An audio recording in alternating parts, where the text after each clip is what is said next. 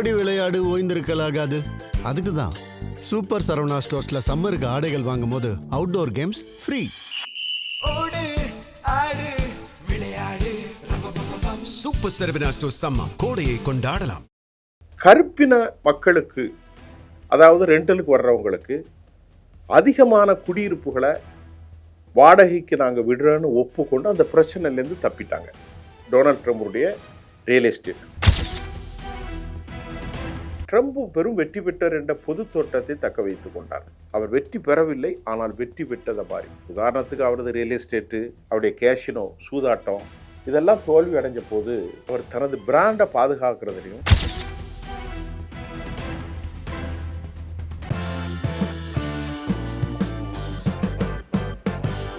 நேயர்களே, இன்றைக்கு உலகத்தை ஆட்டி படைத்து கொண்டிருக்கக்கூடிய அமெரிக்க அதிபர் ட்ரம்பினுடைய வரலாற்று பின்னணிகளை நாம் கொஞ்சம் பார்க்கிறோம். டொனால்ட் ட்ரம்ப் யார்? 1946 ஆண்டு ஜூன் 14 அவர் பிறக்கிறார். இன்னைக்கு அவர் அமெரிக்க அதிபர்.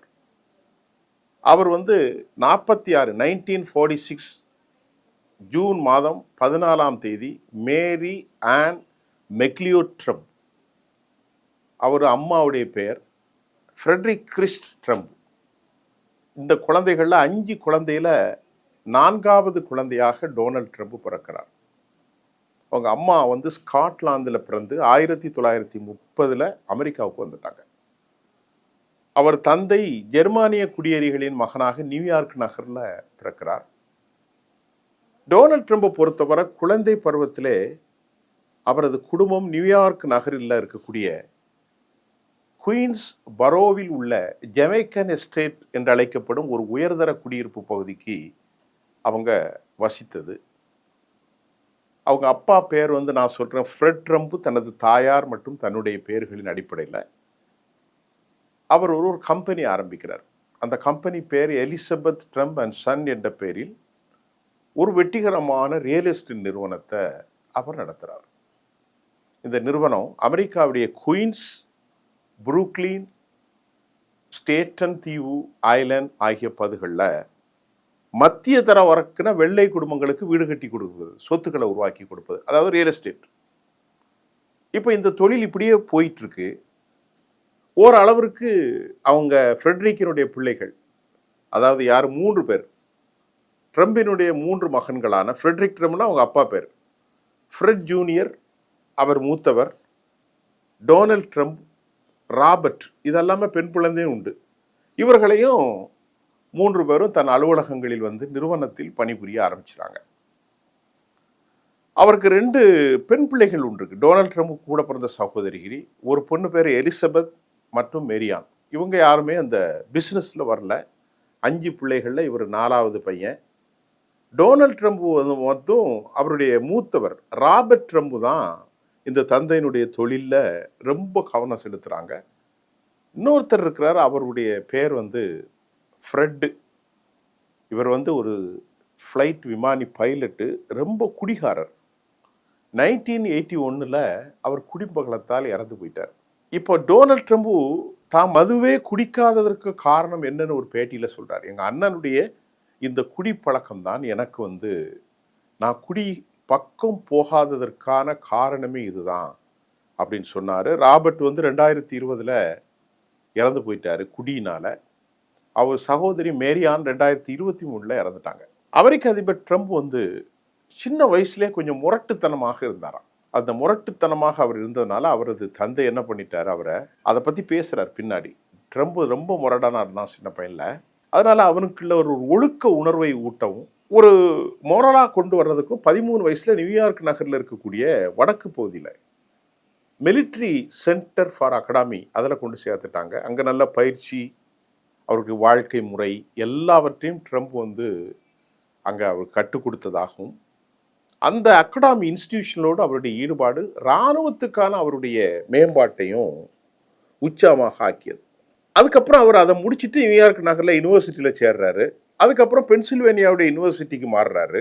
1968 பென்னின் வார்டன் நிதி மற்றும் வர்த்தக பள்ளியின் மூலமாக அவர் எக்கனாமிக்ஸில் ஒரு பொருளாதார பட்டம், இளங்கலை பட்டத்தை பெற்றுகிறார். 1960ஸ்ல வியட்நாம் போர் நடந்து கொண்டிருக்கிற போது ட்ரம்ப் தனது 20 வயசு அவருக்கு. அந்த சமயம் ஆயுதப்படைகள்ல கட்டாயமா சேரணுங்க. இவர் என்ன பண்றாருன்னா டொனால்ட் ட்ரம்ப் அந்த கல்லூரியில மருத்துவ விலக்குகளை, அவருக்கு சில விஷயத்துல எலும்பு மூளைகள் இருப்பதாக மருத்துவர்கள் இவருக்கு ஒரு சின்ன குறையை கண்டுபிடித்தார். அதனால அவர் அன்ஃபிட், மிலிட்டரிக்கு போகணும் இல்லைன்னு தப்பிட்டார். 1969 கட்டாய ராணுவ சேவை அது சரியாக இல்லை, சீரட்டதாகவும் அது பலவேறு விலக்குகளை சார்ந்திருந்ததாகவும் ஒரு முயற்சியை எடுத்து அமெரிக்கா ஒரு குழுக்கள் போடுறாங்க. இன்னென்ன ஆட்கள்லாம் இதுல சேருங்க, அந்த குழுக்கள்ல தேர்வு செய்யப்பட்டவர்கள் போகலாம் அப்படிங்கிற மாதிரி வச்சு 366 பேர்ல ட்ரம்பினுடைய பிறந்த நாட்கள் 356வது எண்ணாக அது அமைந்து அதுல அவர் டிஸ்குவாலிஃபைட் ஆகி அவர் மிலிட்ரிக்கே போகாம தப்பி, அதுக்கப்புறம் ட்ரம்ப் கல்லூரியில படித்து கொண்டிருப்போது தான் பிலடெல்பியாவில் இருக்கக்கூடிய ரியல் எஸ்டேட் முதலீடு செய்து வணிக வாழ்க்கையை தொடங்கினார். அவருக்கு ஆரம்ப கட்டத்தில் பொலிட்டிக்ஸ்லாம் எதுவுமே தெரியாது. 1968 நான் சொன்ன மாதிரி யூஜி படிப்பை முடிச்சு அதுக்கப்புறம் நியூயார்க்குக்கு திரும்பி தனது அப்பாவுடைய அந்த வணிக பிசினஸ்ல முழு நேரமா அவர் சேர்ந்துட்டார். ஆரம்ப கட்டத்தில் அவருடைய வாழ்க்கை ரொம்பவே விமர்சனங்களும் சர்ச்சைகள் நடந்திருந்தன. நிறைய பொன் தொடர்புகள் எல்லாம் உண்டுன்னு சொல்லுவாங்க. 1973 ட்ரம்ப் நிறுவனம் ஆப்பிரிக்க அமெரிக்கர்களுக்கு வாடகை கொடுப்பதற்கு ஒரு பெரிய டிஸ்கிரிமினேஷன், பாகுபாடு அப்படின்னு அமெரிக்க நீதித்துறையை அவர் மேல குற்றம் சாட்டியது. அந்த நிறுவனம் அவரை ஒப்புக்கொள்ளாமல் என்ன பண்ணாங்கன்னா, கருப்பின மக்களுக்கு, அதாவது ரெண்டலுக்கு வர்றவங்களுக்கு அதிகமான குடியிருப்புகளை வாடகைக்கு நாங்கள் விடுறோன்னு ஒப்புக்கொண்டு அந்த பிரச்சனையிலேருந்து தப்பிட்டாங்க டொனால்ட் ட்ரம்புடைய real estate. 1970 Donald Trump New York நகரத்திற்கு வெளியே வர்ஜீனியா, ஒஹியோ, நெவேடா மற்றும் கலிபோர்னியா போன்ற இடங்களில் சொத்துக்களை நிறைய வாங்கி தனது வணிகத்தை அவர் விரிவுபடுத்த உதவினார்.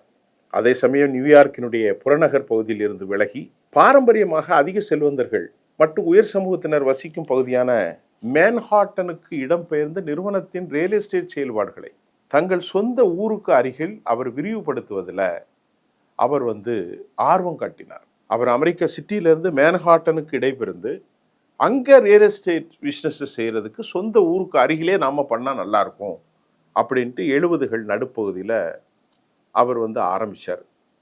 இது அவருடைய ரியல் எஸ்டேட். அது மட்டும் இல்லை, 1970களின் நடுப்பகுதியில் ட்ரம்ப் ஆர்கனைசேஷன் என பெயர் மாற்றப்பட்ட அந்த நிறுவனம், அந்த நிறுவனத்தின் பேரே ட்ரம்ப் ஆர்கனைசேஷன், மேன்ஹாட்டன்ல பெரிய பெரிய அப்பார்ட்மெண்ட்ஸில் கால் பதிச்சாங்க. அதே போன்று 1976 இந்த கம்பெனி திவாலாகி விட்டிருந்த, என்ன பண்ணியிருந்தாங்க, ரொம்ப மோசமாக போன பென் சென்ட்ரல் ரயில்வேயின் கமோடர் ஹோட்டல் இருந்த கிராண்ட் ஹயாத் ஹோட்டலை கட்டுவது ட்ரம்புக்கு ரொம்ப ஒரு ஆசை. அந்த ஹோட்டலை வாங்குவதற்கு ட்ரம்ப் ஆர்கனைசேஷன் அப்போ சரியாக பணம் கிடையாது. இந்த ஹோட்டல் வாங்கினா பல பில்லியன் மில்லியன் வேணும்.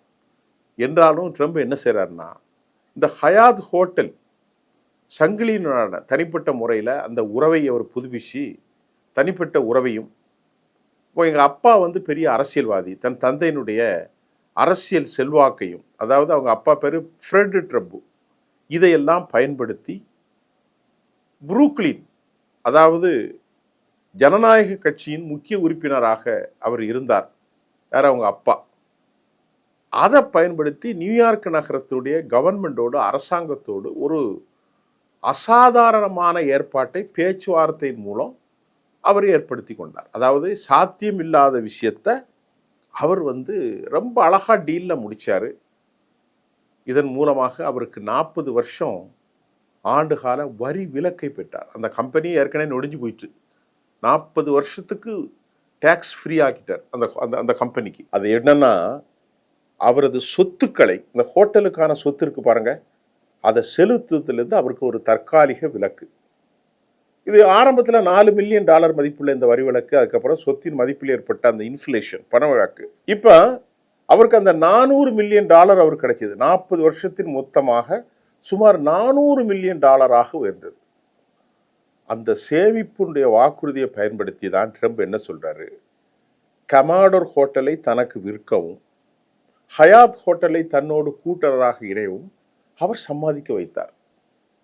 இந்த நகரத்தில் அவரது நண்பர்களான பிரெட்டு மற்றும் டொனால்டு என்ன விரும்புகிறார்களோ அது அவர்களுக்கு. பிரெட்னா யார்? இவருடைய அண்ணன் டொனால்டு ட்ரம்ப். இவர் ரெண்டு பேரும் என்ன நினைச்சாலும் அந்த ஒப்பந்தத்தை நாங்கள் முடிச்சு கொடுப்போம்னு நியூயார்க் நகர் மேயர், அவர் பேர் ஆப்ரஹாம் பீம், அவர் கூறியதாகவும் தெரிவிக்கப்படுகிறது. பிரெட்டுங்கிறது இவருடைய அண்ணன், இவர் பேர் ட்ரம்ப் டொனால்டு. அந்த அளவிற்கு நியூயார்க்கில் ஒரு ஃபேமஸ் ஆகி 80களில் டொனால்ட் ட்ரம்ப் ஒரு முக்கியமான ரியல் எஸ்டேட் மேம்பாட்டாளராக புகழ்பெற்றார் 1980.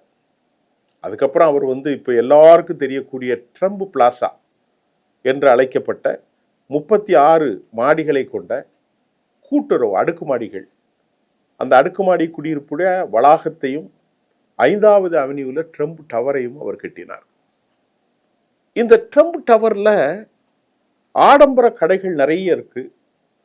ட்ரம்புடைய சொந்தமாக பல மாடி குடியிருப்பு நிறுவனத்தின் தலைமையும் அமைந்திருந்தது. அதுக்கப்புறம் அவர் நியூ ஜெர்சியின் அட்லாண்டா சிட்டியில் அவருடைய தொழில் வளம் இப்படி எக்ஸ்டென்ஸ் ஆகிட்டே இருக்கு, எக்ஸ்பேண்ட் பண்ணிக்கிட்டே இருக்கார். ஒரு கேசினோ விடுதி தொழிலில் அவர் நியூயார்க்குக்கு அப்புறம் கட்டுறாரு. ட்ரம்ப் பிளாசா ஹோட்டல் மற்றும் சூதாட்ட விடுதி, அதாவது கேசினோ, சூதாட்டம் என்றாலே கேசினோ, அது ஹராஸ் அட் ட்ரம்ப் பிளாசா என்று அழைக்கப்பட்டது. அதையும் ட்ரம்ப் கட்டுறார், கேசினோவையும் கட்டுறாரு, எல்லாமே பண்றார். 90ஸ்ல 1990ல் $1 பில்லியன் செலவுல, $1 பில்லியன்னா எவ்வளோ பெரிய தொகை, ட்ரம்ப் தாஜ்மஹாலை கட்டுறார். அங்கே அவர் உலகினுடைய 8வது அதிசயம் என்று அழைத்தார். அதற்கு பேர் அமெரிக்காவில். இந்த முக்கிய வணிக செயல்பாடுகளின் மூலம் ட்ரம்புடைய நிறுவனம் கடுமையான நிதி சவால்களை எதிர்கொண்டது. ஏன்னா ஏராளமான கடன்கள், ஏராளமான விஷயங்கள். அவருடைய ஹோட்டல்கள், அவருடைய கேஷினோ சூதாட்ட விடுதிகளுக்கு நிதியளிக்க ட்ரம்ப் நிறைய பணத்தை கடனாக பெறுறார். 1990ல் நிலைமை ரொம்ப மோசமாயிற்று.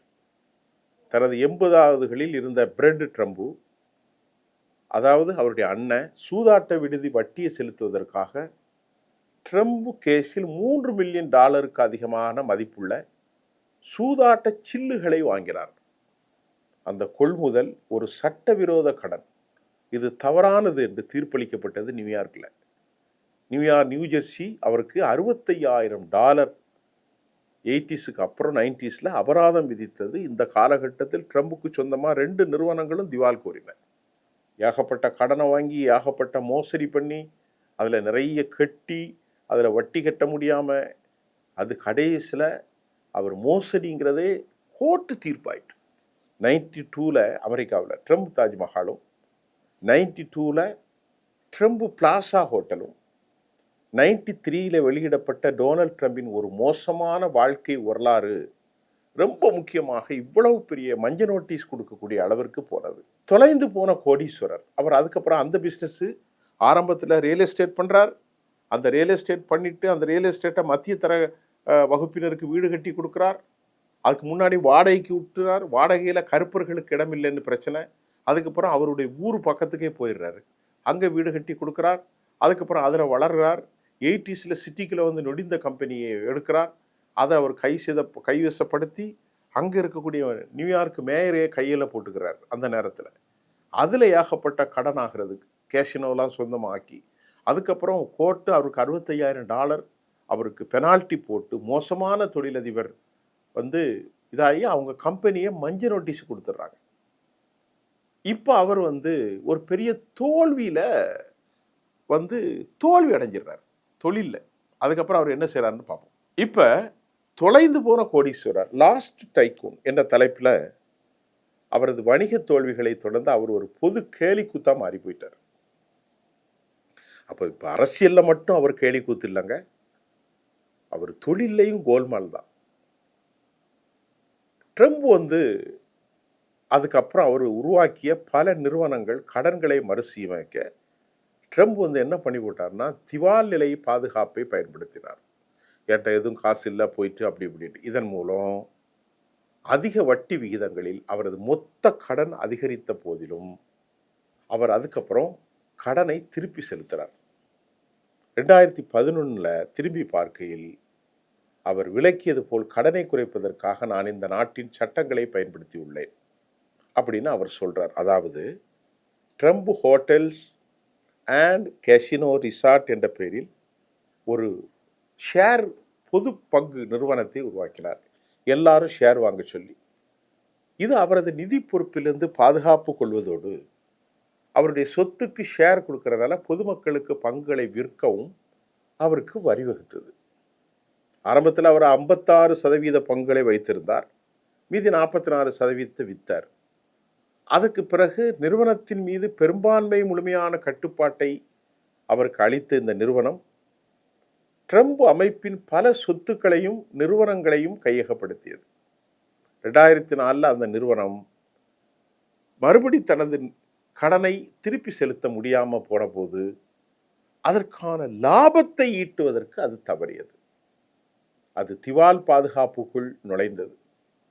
மொத்தத்தில் ட்ரம்ப் தனது பங்கு இருப்பை 27% குறைத்து நிறுவனத்தில் தனது தீவிர பங்களிப்பை கைவிட்டார். எல்லாத்தையும் வித்துட்டார்.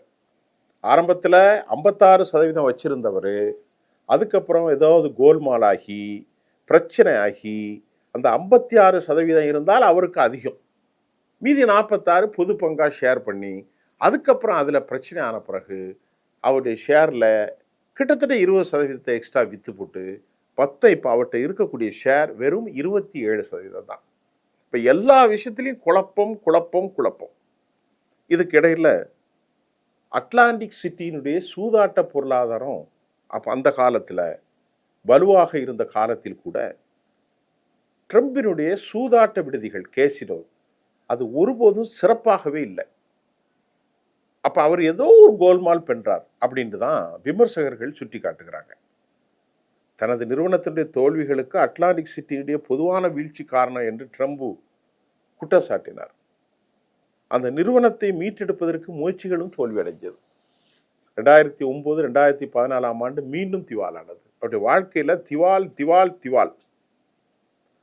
அதுக்கப்புறம் அவர் பார்த்தாரு, வியாபாரத்தில் கோல்மால் பண்ணி இவ்வளவு பிரச்சனைகள் நடந்து இவ்வளவு திவாலாகி இவ்வளவு போய் எப்பவுமே அவர் சக்சஸாக இல்லை. 2015 ஜனாதிபதி பதவிக்கான தனது பிரச்சாரத்தை அறிவித்த நேரத்தில் தான் அவரது சூதாட்ட வணிகங்கள் முற்றிலுமாகவும் செயல்படுவதை நிறுத்தியிருந்தன. அவருடைய நிறுவனத்தினுடைய அந்த பங்குகள் முதலீடுகளை இழந்தனர். பங்குதாரர்கள் நிறைய பேர் லாஸ் ஆயிட்டாங்க. பல விற்பனையாளர்களும் கடன் வழங்குனர்களும் ரொம்பவே இழப்புகளை சந்திச்சாங்க. ஆனால் ட்ரம்ப் மட்டும் தனிப்பட்ட நிதி இழப்புகள் அவரது நிதி மற்றும் சட்ட நடவடிக்கைகளால் குறைக்கப்பட்டன. அதுக்கப்புறம் தனது கொந்தளிப்பான வணிக வாழ்க்கையின் போதும் ட்ரம்ப் பெரும் வெற்றி பெற்றார் என்ற பொது தோற்றத்தை தக்க வைத்துக் கொண்டார். அவர் வெற்றி பெறவில்லை, ஆனால் வெற்றி பெற்றதை மாதிரி. உதாரணத்துக்கு அவரது ரியல் எஸ்டேட்டு, அவருடைய கேஷினோ சூதாட்டம் இதெல்லாம் தோல்வி அடைஞ்ச போது அவர் தனது பிராண்டை பாதுகாக்கிறதுலையும் அமெரிக்காவிலும் வெளிநாடுகளிலும் உரிமை வழங்கும் வணிகங்களுக்கு மாற்றுவதிலும் வெற்றி கண்டார். இப்படியே போன அவர் 2004 ஒரு கட்டம் நடக்குது. அதை நியூயார்க் டைம்ஸ் சொல்லுது. அதாவது அவரது பெயர் வெற்றிக்கான மறுபெயர் ஆகிவிட்டது. ஆனால் அவமானகரமான பின்னடைவுகள் கூட அவரது நட்பெயருக்கு ஒரு சிறிய பாதிப்பை ஏற்படுத்தவில்லை. மற்றவர்களை ஆளும் விதிகள் ட்ரம்புக்கு பொருந்தாது. இதெல்லாம் அவருக்கான விஷயம். அதுக்கப்புறம் அவர் என்ன செய்கிறார்னா, எல்லா எழுத்தாளரையும் கூப்பிடுறார். பிற எழுத்தாளர்கள் எல்லாத்தையும் கூப்பிட்டு அடுத்து ஒரு பிஸ்னஸ் செய்கிறார். பல செயல்முறை மற்றும் வணிக ஆலோசனை புத்தகங்களை வெளியிடுறார். அவர் செஞ்ச தொழிலாம் ரியல் எஸ்டேட்டு, வீட்டை வாடகைக்கு விடுறது, கேஷினோ கட்டினது, தாஜ்மஹால், ட்ரம்ப் டவர்ஸ் தாண்டி 1987 இப்போ அவர் அரசியலுக்கு வருவதற்கு முன்னால் உள்ள விஷயத்தான் சொல்லிக்கிட்டு இருக்கேன். பரவலாக வாசிக்கப்பட்ட ஒரு புத்தகம், அந்த புக் என்னன்னா the art of the deal என்ற புத்தகமும் இதில் அடங்கும்.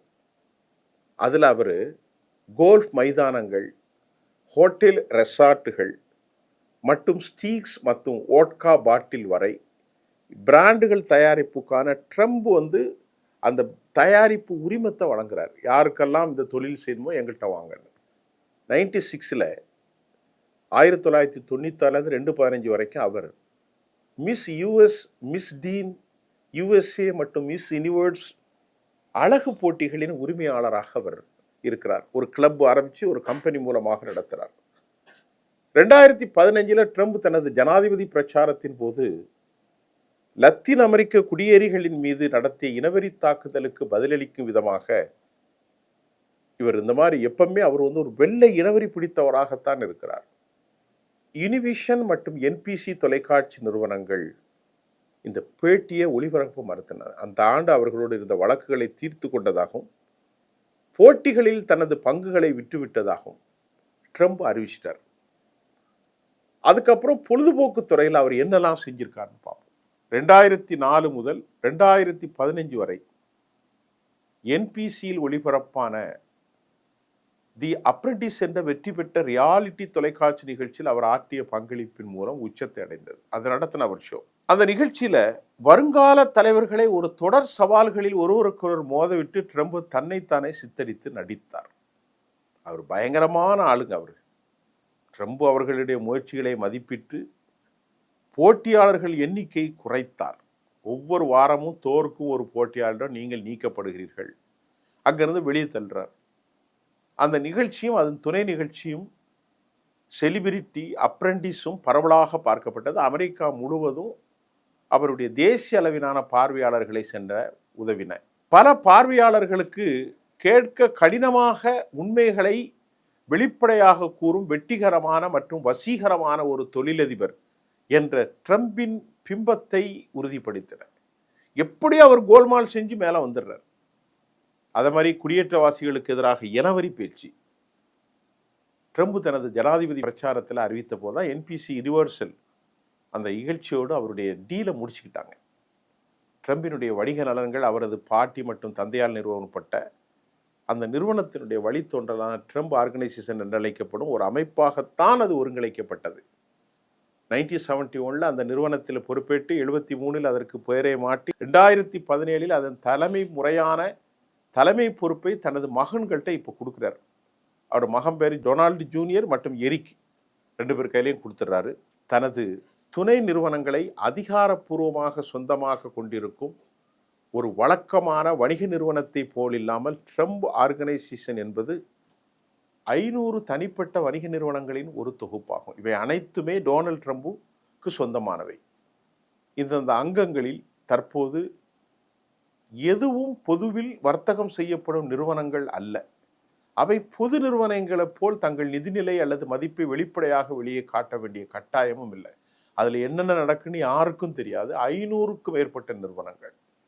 அதிபர் ரிச்சர்ட் நிக்சன் காலத்திலிருந்து வரும் சமீபத்திய முன்னுதாரணத்தில் மாறுபட்டு டொனால்ட் ட்ரம்ப் தனது தனிப்பட்ட வருமான வரி கணக்குகளை எந்த நேரத்திலும் அவர் வெளியிடாதனால ட்ரம்ப் ஆர்கனைசேஷன் நிதிநிலையை முழுமையாக மதிப்பிடுவது சாத்தியமில்லைங்கிறாங்க. நவம்பர் 2014 டொனால்ட் ட்ரம்ப் முதலில் ஜனாதிபதியாக தேர்ந்தெடுக்கப்பட்ட போது ட்ரம்ப் நிறுவனங்கள் ஏராளமான நிறுவனங்கள், தயாரிப்புகள், உரிமை ஒப்பந்தங்களை சொந்தமாக கொண்டிருந்தது. அவர் இதாக்கும்போது இந்த சொத்துக்களுடைய அமெரிக்காவின் குறைந்தது என்னன்னு பார்ப்போம். இந்த ஏராளமான 500க்கும் மேற்பட்ட இணை நிறுவனங்கள் அவர்கிட்ட இருந்தது.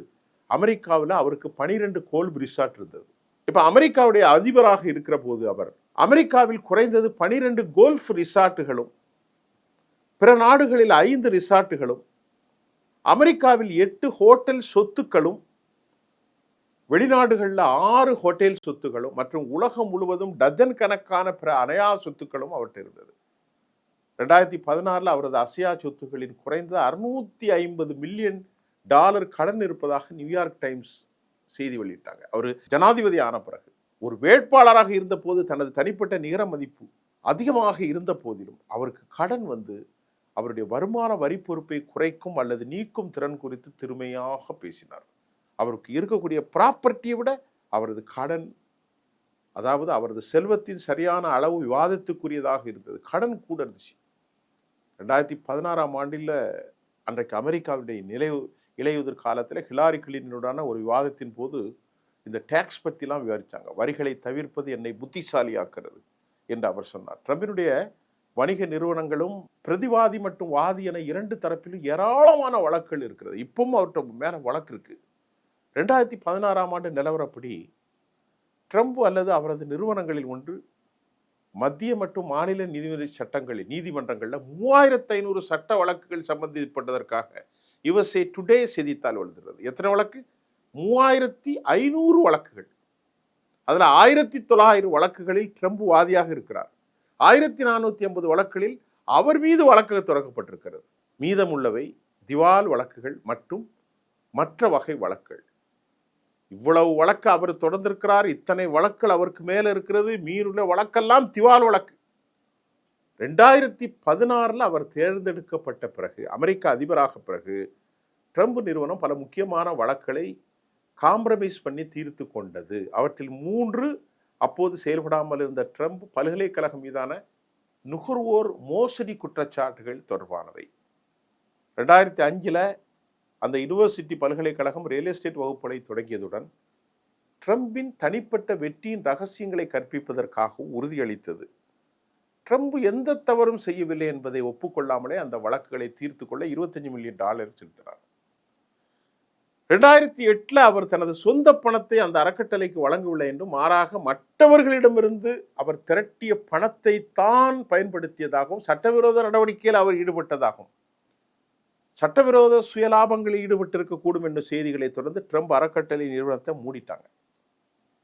ட்ரம்பினுடைய வணிக வாழ்க்கை, அவரது தனிப்பட்ட அமைப்பு, தனித்துவமான தன்மை, அவரது உலகளாவிய சொத்துக்களின் பரப்பளவு தொடர்பாக அறியப்படாத ஒரு கணிசமான அளவிலான தனிப்பட்ட கடன் சுமை ஆகியவை அவர் ஜனாதிபதியாக தேர்ந்தெடுக்கப்பட்ட போது முன்னெப்போதும் இல்லாத ஒரு சூழ்நிலை உருவாக்கியது. அவரது வணிகர்களுக்கும் ஜனாதிபதி தொடர்பான அவரது முடிவுகளுக்கும் இடையே நல்ல முரண்பாடுகள் ஏற்பட வாய்ப்புள்ளது குறித்து பல அரசியல் தலைவர்கள், பார்வையாளர்கள் கவலை எழுப்பினார்கள். அமெரிக்க அரசியல் அமைப்பு சட்டப்படி ஊதிய பிரிவை அவர் தவிர்க்க முடியாமல் மீறுவார் என்ற விமர்சனம் கவலை தெரிவித்தார். அமெரிக்காவுடைய பிரிவில் ஃபெடரல் அதிகாரிகள் ஒரு வெளிநாட்டு தலைவரிடமிருந்து பரிசையோ பணத்தையோ அல்லது மதிப்புள்ள வேறு எதையும் பெறுவதை தடை செய்கிறது. இது அமெரிக்காவுடைய ஃபண்டமெண்டல் கான்ஸ்டிடியூஷன். இப்போ ட்ரம்புக்கு சொந்தமான ஒரு சொத்துடன் வணிகம் செய்யும் எந்த ஒரு வெளிநாட்டு தலைவரும், நிறுவனமும் அல்லது நபரும், ஒரு தனிப்பட்ட நபராக இருந்தாலும் டொனால்ட் ட்ரம்பின் பாக்கெட்டில் பணத்தை போடுவார்கள் என்று அந்த விமர்சகர்கள் குற்றம் சாட்டுகிறார்கள். ஏன்னா அவர் அமெரிக்காவுடைய பிரதமர் ஆயிட்டார், ஜனாதிபதி ஆயிட்டார். தனது வணிகங்களிலிருந்து முழுமையாக விலக வேண்டும் என்று கோரிய ட்ரம்ப் நிராகரித்தார். அதுக்கு பதிலாக ட்ரம்ப் அமைப்பின் அன்றாட செயல்பாடுகளை தனது வயசு வந்த மகன்களிடத்தில் ஒப்படைப்பதாக அவர் அறிவிச்சிட்டார். அவர்களும் வெளிநாடுகளோடு புதிய ஒப்பந்தங்கள் செய்வதை தவிர்ப்பதாக உறுதியளித்தார்கள். இந்த நடவடிக்கைகள் நலன் முரண்பாடுகள் சாத்தியக்கூறுகள் குறித்து விமர்சனங்கள் கவலைகளை பெரிதாக எதுவும் தவிர்க்கவில்லை. அவர் இப்போது அமெரிக்க அதிபராக இருக்கிறார். வாழ்க்கை முழுவதும் சர்ச்சைக்குள்பட்ட இந்த மனிதர் அமெரிக்காவுடைய அதிபராக ஆவதற்கு முன்பு இத்தனை தொழில் சர்ச்சை, இத்தனை மஞ்ச நோட்டீஸ், இத்தனை மோசடிகள், இத்தனை $1 பில்லியன், $1 பில்லியன் கடன், அயலகத்திலிருந்து பெறக்கூடாத விஷயத்தை பெற்றார் என்ற குற்றச்சாட்டில் தற்போது அமெரிக்க அதிபராக உருவாகி இப்போது ஈரான் போர் வரை அவர் சர்ச்சைக்குரிய மனிதராகவே இருக்கிறார். இதுதான் அவருடைய வாழ்க்கை வரலாறு. மீண்டும் அடுத்த வாழ்க்கை வரலாற்றில் நான் உங்களை சந்திக்கின்றேன்.